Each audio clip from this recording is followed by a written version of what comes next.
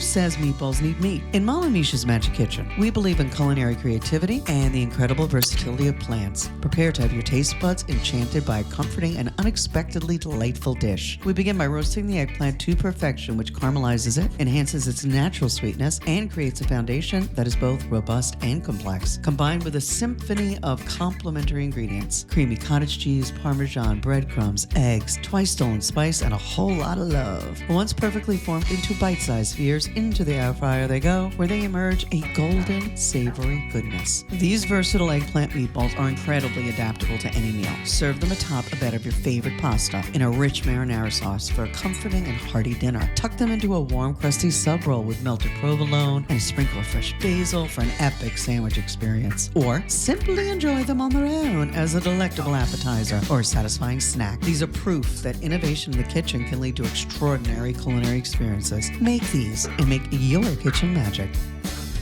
Okay. Let's see how this is. Let's hope it doesn't suck. Ooh, it looks hot. I want to burn my mouth. First bite.